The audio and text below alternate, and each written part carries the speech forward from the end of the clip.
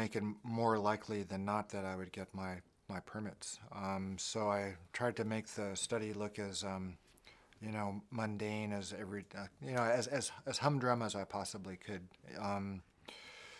Not really wanting to talk up the psychedelic effects I was expecting from DMT, more talking about the biological effects I was thinking might be that might occur. One sort of a sidelight of the protocol was the involvement of a psychiatrist from UCLA named whose name was Daniel Friedman. He was a kind of one of the grand old men of American psychiatry, and actually he was one of the people who in the 50s and 60s got their start with psychedelic research. He did some human work and some animal work. And Dr. Friedman was at UCLA at the time. And I went out there a couple of times with Dr. David Nichols, who actually ended up making the DMT for this study, in sort of some brainstorming sessions with him.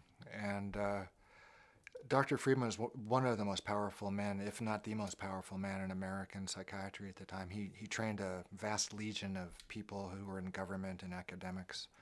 And he was very firm in emphasizing that we really had to keep it to the psychopharmacology. We couldn't talk about therapy. We couldn't talk about spirituality. We had to really keep the focus as narrow and as within the bounds of acceptable scientific inquiry as we could.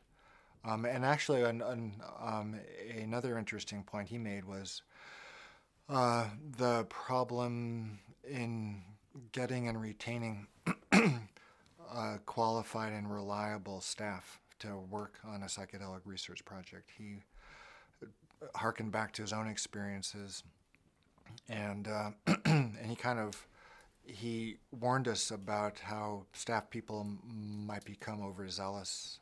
They might get religion, so to speak. Might get a little overboard in their enthusiasm. And he really felt that to maximize the chances for my study succeeding, it really had to be very sober, and the goals had to be extremely modest. And actually, he was instrumental in my obtaining my first financial support for doing this study. Dr. Friedman was on the scientific advisory board of the Scottish Rite Foundation, which is a branch of the Masons, and they have an abiding interest in psychosis, actually, in schizophrenia. And my first grant came from a branch of the Masons, and so Dr. Friedman was instrumental in my obtaining that first year of support. Yeah, so it took about maybe 6 months to get the local approvals that I needed.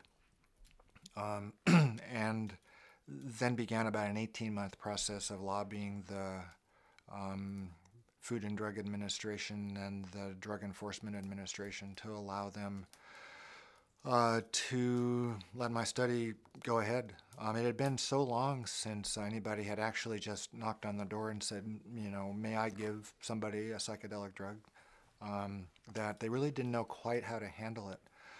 So instead of saying yes or no, they kept on putting obstacles in front of my path. And,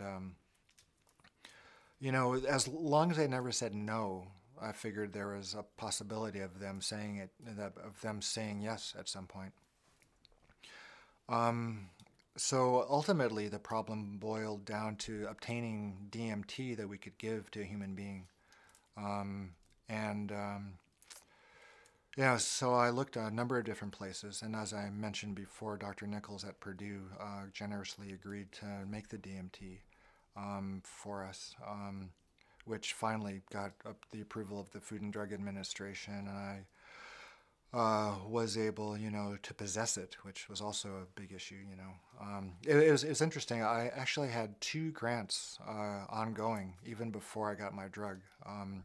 I got that first grant from the Scottish Rite Foundation, and I got a grant from the National Institute of Drug Abuse. They both wanted to see the study done, but I had funding to get the drug, but I just didn't have the drug for all that time. So I finally got permission around Thanksgiving or so of 1990, and began, the studies at that point.